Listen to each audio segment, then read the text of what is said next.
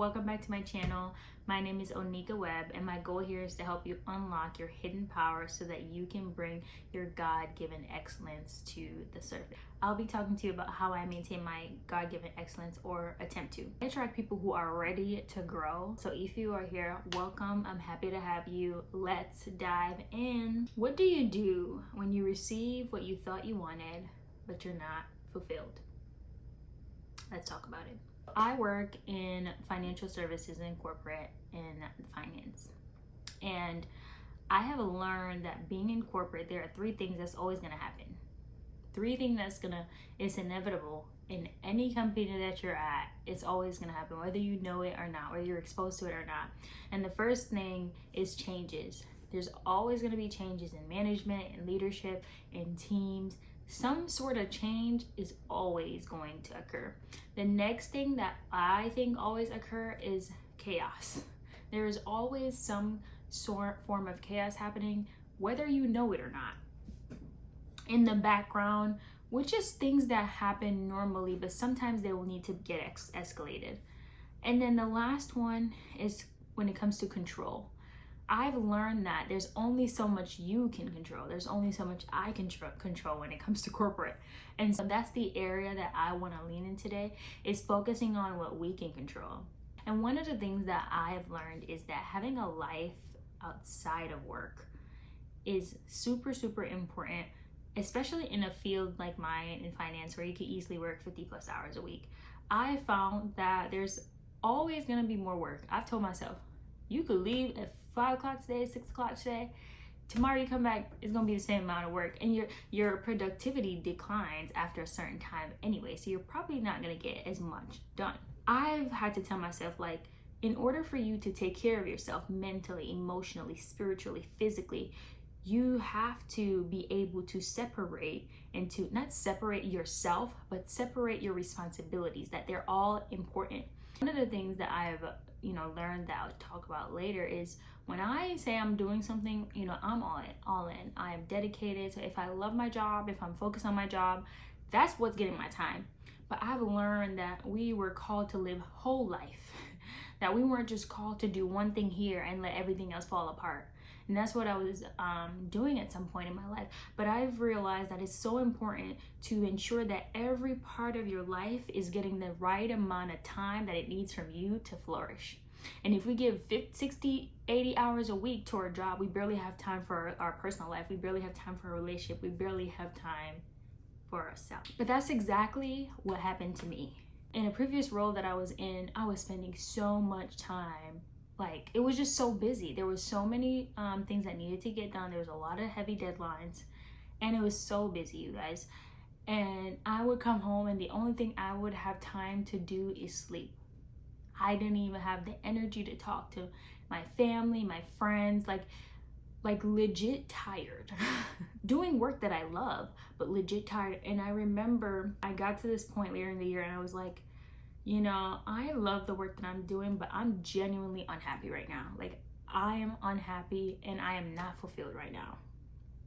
And it wasn't because of the work that I was doing. It was how I was doing the work.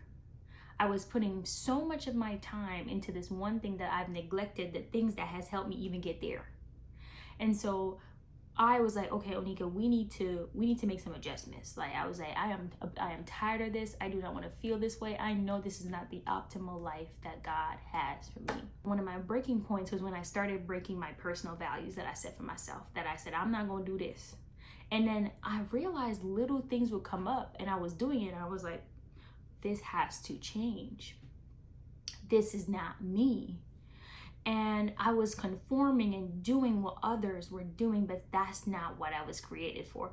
And so I had to realign myself back to my true identity. And my true identity lies in Christ. It is not what I do.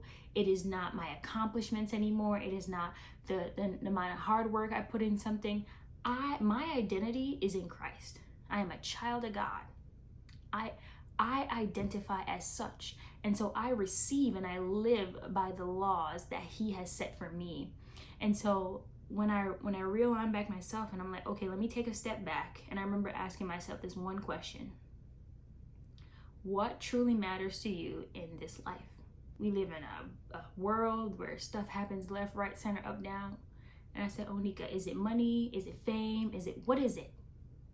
I knew it was none of that, but I was like, okay, what is it? And I sat with that. And I said, what truly, truly, truly matters to me is living a life that pleases God. Is living how Christ lived when he walked the earth to the best of my ability, walking in my purpose, my destiny, fulfilling it, helping others, treating others as myself. That is what truly matters to me. And the other question came, because I'm coaching myself at this point. I'm like, we need to get to the bottom of this. How can I ensure that I am living that out in my work, my relationships, etc., while obeying and living the life God has had for me? How can I make sure that I'm pleasing God in everything that I do? My relationships, I'm not neglecting people. I'm not showing up. I'm not being late. I'm not being mean. Like, how can I ensure that the integrity and the standard that I set for myself aligns with the identity that I walk in and it pleases God? And so that landed me to a place where I was like, okay, we're not going to conform, so we got a decision to make. And for me, when I make a decision, I hold myself accountable to the best of my ability. I do not play. I do not play. And so I was like, we need to make a decision. And I said, I will not conform and I will walk in my identity. You know when you're not walking your identity, stuff feel off. You got to try twice as hard. You get more anxious, you get more work. Like, it just don't. I'm not saying it flows all the time, but stuff just don't feel right when you're not walking in your true identity.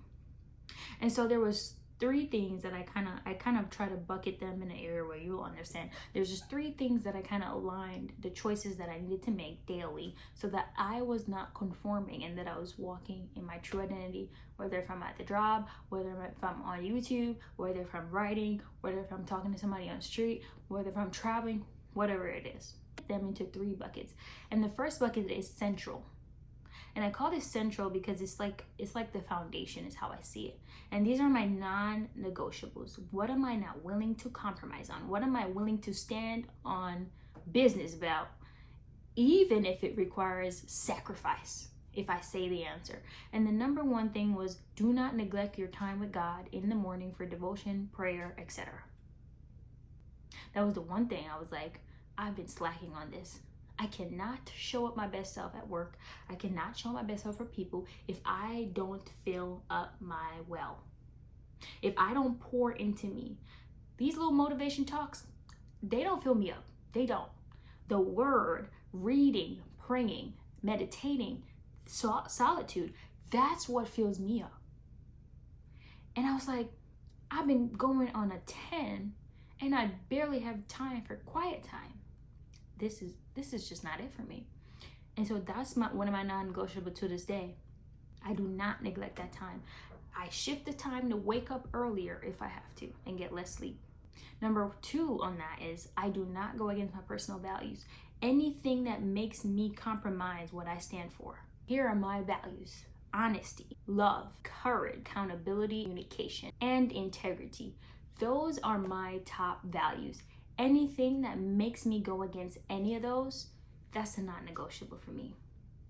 And then I bucket the other section under care. So we have central and then we have care. I was neglecting my emotional health. I care for myself in that way through journaling. So I set some form of journaling some point in the day to help you emotionally.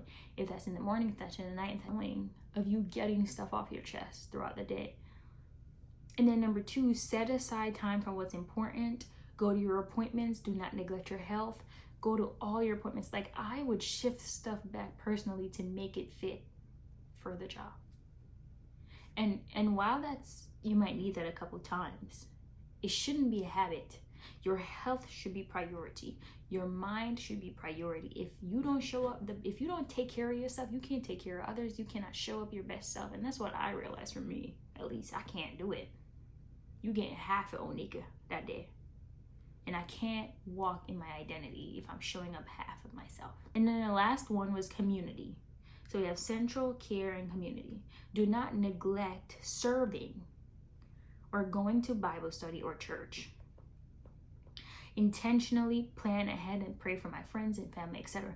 My community is so important. I remember when I got into this season and I couldn't even talk to people about how I was feeling because I would need to catch them up on months of stuff that happened.